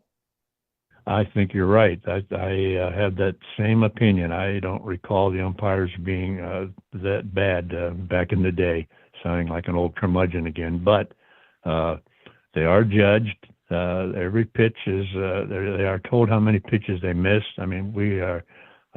They don't give that information out, but they know. I know they do it. Every umpire is judged on every ball and strike call. And as far as umpiring the bases, I don't think they're as good either, because sometimes they think, well, if I don't get it right, it'll go to review and they'll get it right. So that's the way it is these days. In your column from a couple days ago, you had Singer, who was coming off his worst outing and then had his best outing and longest outing as a Red. He went 7 1/3, gave up only 1 run, 3 hits, 1 walk, 2 at-batsmen, and 8 strikeouts, taking right from your column. And I thought this was fascinating. And this tells me, and I'm huge on this, what's between your ears. And he basically said what he decided to do from your quote, I was calm and just tried to make pitches. In other words, this stuff is more mental than even it gets credit for. It's talked about a lot, but not enough. Here's a guy that was terrible. And by the way, I said at the time I really liked to trade for India. There was no spot for India. I thought he was overrated as a player, and that this guy would be a really good number 4, number 5 starter. And I was bullseye dead on, and a good guy in the clubhouse. And he's a nice pitcher. If he's your ace, you suck. But as a number 4 or 5, he could be a number 4 or 5. The Yankees could use him as a number 5 right now, to be honest, with their injuries and stuff like that. But the point is, let's get to what you wrote, that he found a way, after being really upset, when you have 4 days to think about it, to totally reverse his mental makeup and be calm, which allowed him to put the ball a lot more where he wanted to. This is a great life lesson. You don't have to be a baseball player. This is a great life lesson. You don't have to be a football player. This is a great life lesson for a parent, for something you're doing at work. Everybody has problems. Everybody has issues. We all make mistakes. How do you handle a mistake? Everybody gets knocked down. This young man handled it like a world champ, as far as I'm concerned. Absolutely, and let's face it. What's between the ears? Every pitcher that comes up and pitches in the major leagues, they wouldn't be in the major leagues if they didn't have good stuff. If they couldn't throw good, throw strikes, get people out. But a lot of them don't have what it takes between the ears. They don't think things through. Or they get too uptight. Like Singer said, he woke up in the morning deciding to be calm and cool that day and not think about it, just go out there and let his stuff do the work, and that's what he did. I remember a pitcher that the Reds had named Joaquin Andujar. Had the best stuff I've seen, had Mario Soto type stuff, but he didn't have it between the ears, and he was always blowing up. He'd give up a hit or somebody make an error, and he would be done. He didn't have it between the ears, and that is so important, especially for a pitcher. How common is it, how often is it that you saw a guy with great stuff and they couldn't make it, yet somebody like Maddox, who couldn't break a glass with his fastball, yet he was one of the greatest pitchers of all time because he was so confident and cocky and could put the ball where he want and just had confidence that was just unbelievable. Yeah. There are a few out there like that, but not many. I mean, Maddox is a great example. I mean, like you say, he couldn't throw it through a piece of tissue paper, but he could throw it where he wanted it and get people out. And he was what they call a cerebral pitcher, and that's those guys to me are the best. Tom Seaver was the same way. Great, had great stuff, but he knew what to do with it and knew how to handle it and knew how to stay cool and use his God-given ability. You have a Dave Parker Cobra story or a Dick Allen story, and I think both should have been in the Hall of Fame earlier. I wonder if you agree with that, and just a thought on either one of those gentlemen. Dave Parker was one of the funniest guys that I ever dealt with. Very self-deprecating, but just really humorous. I thought I told you this Dave Parker story about the day Ted Power pitched. everybody always congregated around Dave Parker's locker because he was so funny. Well, Ted Power pitched a great game one day. After the game, he's sitting in his locker, and all the media is surrounding Dave Parker, who did nothing during the game. And Power yells across, "Hey, Parkway, I just pitched a great damn game, and everybody's talking to you. Why is that?" And Parker looked at him and says, "Because I'm one humorous," and I can't say the other words, but he said, "I'm one humorous guy." You did tell I forgot. It's a really good story. Reds are Yeah, 5 games above 500. They have a shot at making the playoffs. And I've got to ask you this again because the trade deadline isn't here yet. You know, when I see the stories about them trying to get, the great third baseman back to Cincinnati, who's now with Arizona, I laugh. They're not going to get Suarez. I mean, No. when a writer writes a story like that about the possibility of something, really, I mean, I get the stories you write based upon rumors and stuff like that, but give the audience something tangible. Is there anything the Reds can do? For example, I think what the Mets did was brilliant. I don't know why, and maybe you do. Soto just went from Baltimore. Granted, they're not winning, but it's not like the Mets gave up very much. He's I'm not putting the guy in the Hall of Fame. I'm not saying he's going to be the closer. He's a lefty who throws 95 and is pitched in clutch situations, and the Mets picked him up. He could have helped out the Reds bullpen, and the Reds could have given up just as much, if not more, than the Mets gave up. I don't doubt that for a second. He's really, matter of fact, he would have walked in town, been the 8th inning guy in all probability. But the point is, I don't get how they don't see things. I mean, Baltimore is getting rid of people. I get that. I know that. They know that. Are they going to do anything at all? So far, if you took 5 best pickups so far, and it's about to start going more as the deadline gets close, that's one of the best pickups. And I'm going, oh my gosh, he could put the Reds over the top. Am I nuts? No, absolutely not. The Reds are going to need help in the bullpen. There's no doubt about that because Terry uses them so much. I mean, he used Santillan and Pagan in 3 straight games and made them. They were not available to pitch against the Dodgers. May not be available tonight, and that's something that they have to look at. They need that help in the bullpen. I keep hearing that they're talking to the Braves about Marcell Ozuna, and I don't know if that might happen or not. But I'm like you; they have so much talent in the farm system. I mean, they got 5 shortstops lined up. What are they going to do with them all? They can't keep them all, and it seems to me that that's what they want to do. They talk about building for the future, but you got too many. They're not all going to make it. So use them, get some help. Do you think any Reds fans would be upset because of the off the field difficulties he had if he got traded to Cincinnati, and those stories would pop up, which means he probably would be worthless after those stories popped up? I'm by the way, I'm not trying to be mean. I'm being very serious. Yeah. I don't know. If it could help, fans are fickle. If he comes in as a big flop like Candelario, they would be all over him. If he came in and hit 4 home runs in 5 games, he'd be a superstar for him. Seems to me the Reds wouldn't have to give up much for the simple reason he would be available if the Braves were any good this year. They stink for the Braves. And right. They're not going to re-sign him. So you're saving Atlanta the rest of his contract. I don't think they'd have to give up a great prospect for him. And if he got hot with the short dimensions of where they play in Cincinnati, I mean, to me that's a big deal, right? That would actually that would wouldn't bother me, but that would make a lot of sense. And I don't know if I'd give up one of those shortstops because I don't think you'd have to. But they have enough to give up without really hurting themselves for that.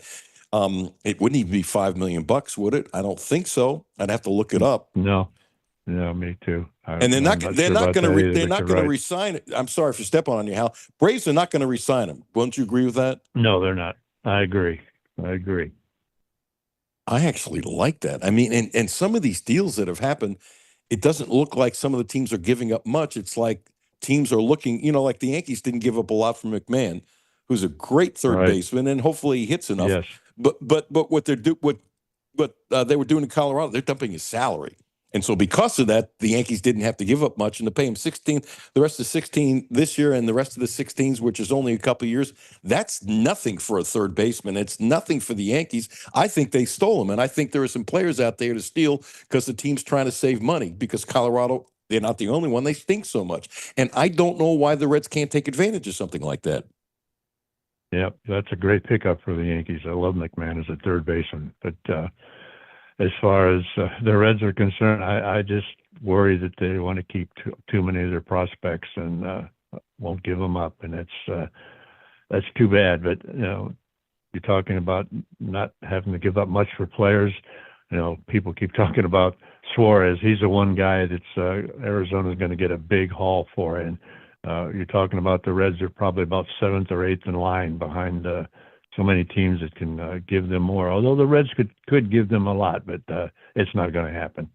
Hal, I want to do one more if you got 2 more minutes. I know I've gone longer than I normally do. I want to play a soundbite.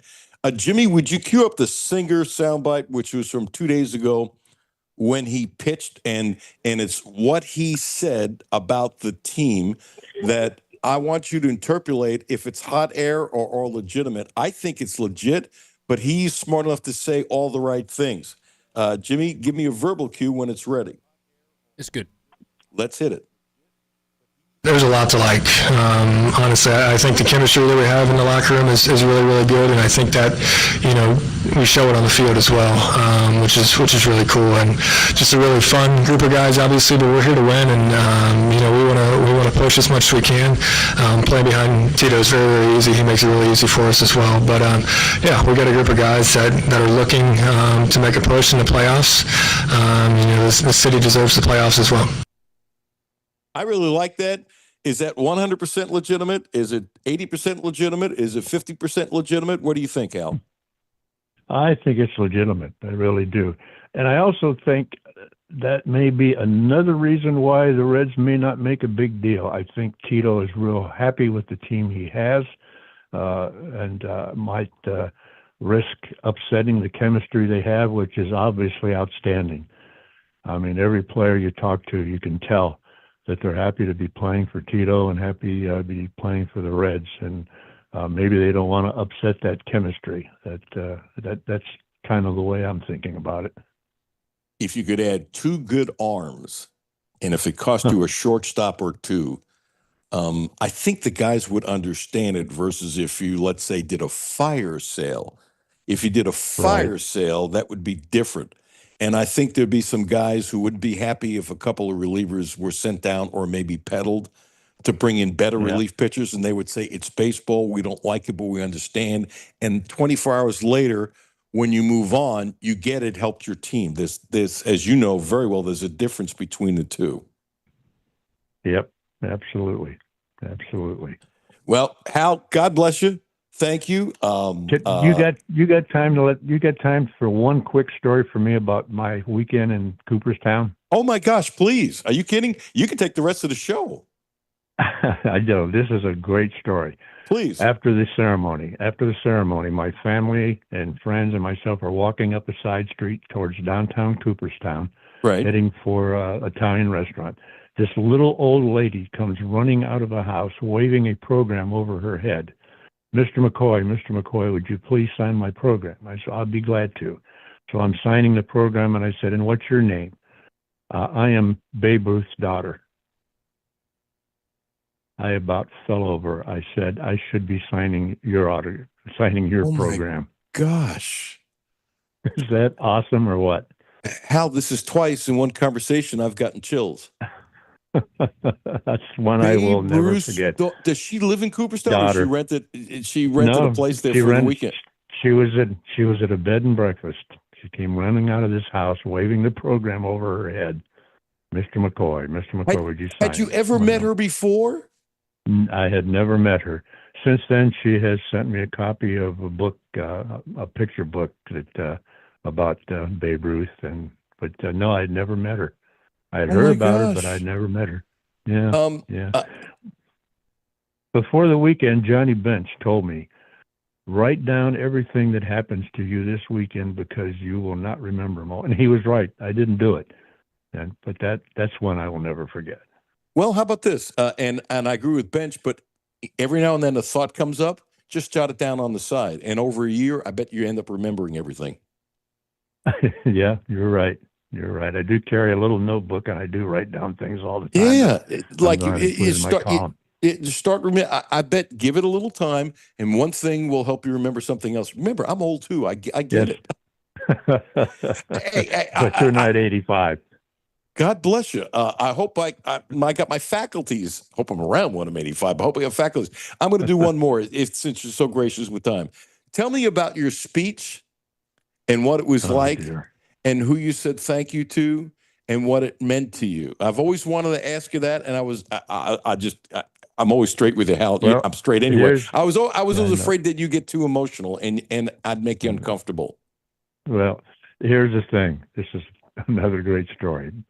Before the ceremony on Saturday, ESPN had a meeting with all of us to tell us how it was going to go. And they said, Bob Uecker, you will go first. Hal McCoy, you will go second. I quickly jumped to my feet, gave him the timeout sign. I said, if you make me follow Bob Uecker, I am going to get up and say I agree with everything he said. So they graciously let me go first, and I told him about. Thanked all the people that I could think of, and told him about my eye story. So I had him crying, and then Uecker got up and gave this unbelievably funny speech that had him rolling in the aisles. So it worked out, but boy, I didn't want to go after him. That was really smart, and I've seen both speeches. I've seen yours, and it got me emotional. I've seen Uecker's, and I laughed my blank, blank, blank off as anybody would expect. Yeah. And actually, you know what else I did? I didn't relook at those two speeches over the weekend, but you're going to think this is nuts. I relooked at again Phil Rizzuto's speech because I grew up listening to it. Oh, really? Yeah. Oh, yeah. One of the classy knuckleheads of all time. What was the highlight of your speech in your mind? Well, the not the highlight of my speech, but who was there. When I was in high school, I got an offer from the Philadelphia Phillies to go to their tryout camp. And I didn't go. I went to Kent State University instead on a baseball scholarship. And my father, to his dying day, was upset that I went to college instead of going to the Phillies and possibly playing in low Class A. I knew with my arm and my legs that I would never make it to the majors anyway. But my dad thought I would. So when I was voted into the Hall of Fame, I looked at my dad and I said, look, Dad, I made it to the Hall of Fame as a writer, and I never would have made it as a player. And he was sitting in the front row listening to my speech, and I pretty much watched him the whole time to see his reaction, and that was one of the best days of my life. Amen. How did you keep from crying when you're looking at your dad? I got tears in my eyes a couple of times, but I fought through it. I practiced my speech in the closet. I didn't even let my wife hear it, and I practiced it in the closet at the Otsego Inn the night before, and then I delivered it that day. Didn't think I'd be able to get through it, but I managed to. But it was hilarious when Bob Uecker got up, and the first thing he said was, unlike Hal McCoy, I was asked to leave many places. Sounds like Bob Uecker. Oh, God. God bless you, Hal.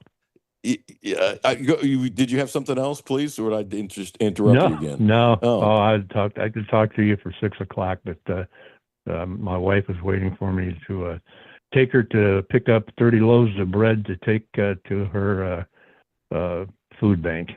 Oh, God bless you. And at least this time it's not costing you a furniture deal while talking to me. So it's not That's as expensive. funny because that's funny. We just got the love seat delivered today.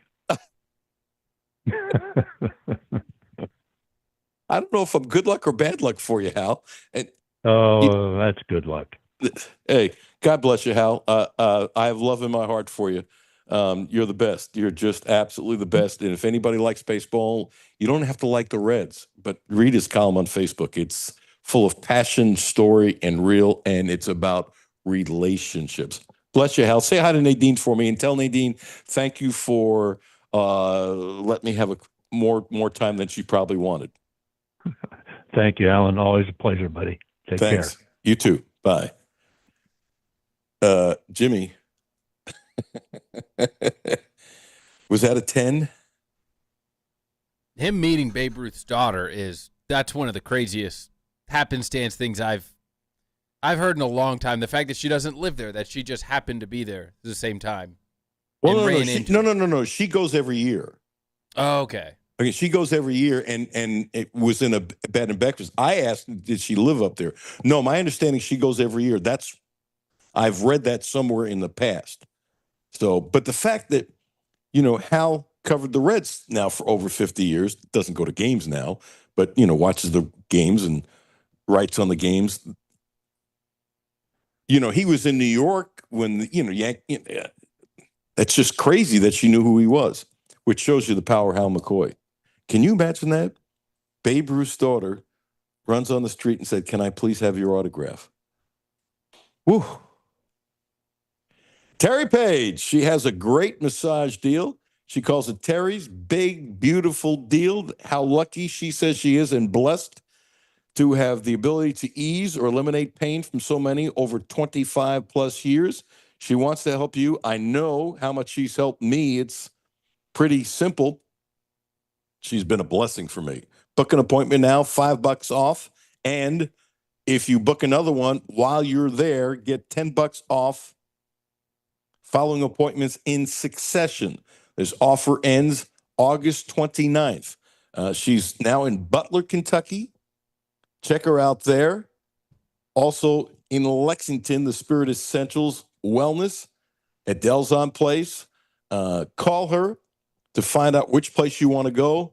I know she was booked this week, and I don't know if she's totally booked next week. She was close to it last week being booked. So she's getting booked a lot, which is a beautiful thing, and she's a treasure. She's been a treasure for me. Take this number down. Trust me. Use my name, 859-373-0578. I'm not lying. I'm telling you the truth about how much she's helped me. 859-373-0578. Wow, what a day. Alan Cutler, 1300 AM, 92.5 FM. No Filter Radio with Alan Cutler, brought to you by Quantrell Auto Group. QuantrellForLife.com. Hi, this is Alan Cutler. Have a no filter comment? Hit the text line, 859-381-1313. 859-381-1313.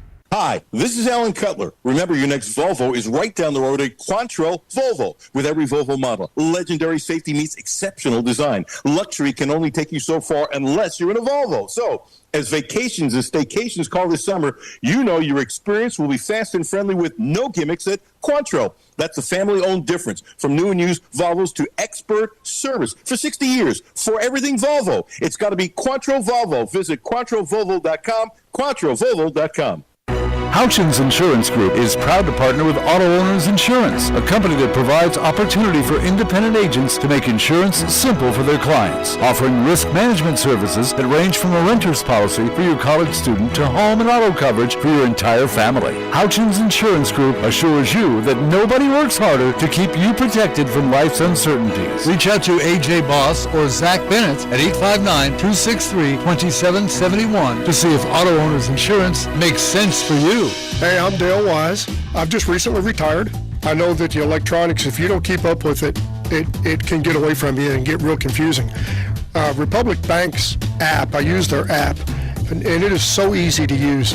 I log in with my fingerprint, so it's super easy. I don't have to remember 50 million different passwords and all that stuff. And it lays it out just real nice. That's Dale's story. Now let's get to work on yours. Republic Bank. Time to thrive. Member FDIC. Data rates may apply. It's summertime, and that means it's time to hit the road. Whether you're heading across town or across the state, going on a picnic, to a baseball game, or driving to the lake, stop by, fill up, and stock up at Clark's Pump and Shop, your road trip headquarters. Clark's Pump and Shop has everything you need to get you to your summertime destination, including Old Trapper Jerky 4-ounce bags for $8.99 and Icebreaker bottle pack gum for $3.50. Clark's Pump and Shop. Return, refresh, refuel. Back to No Filter Radio with Alan Cutler. Podcasts on Apple, Spotify, and Google, Monday through Friday. Welcome back. Alan Cutler, 1300 AM, 92.5 FM. Jimmy, you'll like this. I just got a text with video from Derek Abney, who was just voted by the SEC as the last 25 years best return man, and he was unbelievable. So I just got this text to him. He says, Alan, I still got it. So the semifinalist in Division I for the 2024 Wisconsin Valley Conference champions, never heard of these guys, DCE football. Maybe you have, Jimmy. I have not. There's a fundraiser, and he's playing golf with his buddies. So they have one of those jug machines that you've seen that act like a punt, so the doesn't have to punt. Now, Abney, one of the great return men in the history of college football, and he says he has the one time. He says, I still got it. He played with 3 All-Staters and a punter, and he says, Alan, I still got it. So the jug machine is throwing it out. He's backpedaling. Oh, now he caught it. He goes, Alan, I still got it. And he's jumping up and down like a little kid. Of all the golf tournaments I've been to, never seen one with a jugs machine out. You know, each hole has the little gimmicks they have. Sure. Jugs machine, that would be awesome to walk up on a hole and see a jugs machine going. And, it's on the course, so I can't tell you where it was, but as he's backpedaling, because he had to backpedal a lot. At his age, that the fact that he backpedal like that and caught it perfectly and he puts his fist up in the air, it's really, really cool. I love it. He says, still got it, Alan. So as he's backpedaling, you see a trap just to his left. So I don't know if this was before or after with how about this? He said, first time on the jug machine in 20 years. And if you look close, which I have, I'm smiling the whole time. That's great. Thank you, Derek. And hopefully he'll be joining us during the football season when he gets to watch. And he's got a pretty simple deal. When he's not playing dad to his daughters and his kids are playing all kinds of sports and stuff like that, he wants to watch when he can. And when he can, he will join us to talk about how Kentucky's playing. One of the great guys of all time, one of the greatest return men of all time. Hal McCoy, God bless you. That was unbelievable. Chip Rupp, wonderful, wonderful stuff. We have more stuff from UK football. We'll play tomorrow. We have some basketball to play tomorrow. Got a really nice show lined up. It'll be fun. That is the objective. No show on Friday. Reds baseball. So thank you for tuning in. Appreciate you telling a friend. This is growing thanks to you. And if you're just joining now, check out the podcast. Those stories about Hal McCoy and Babe Ruth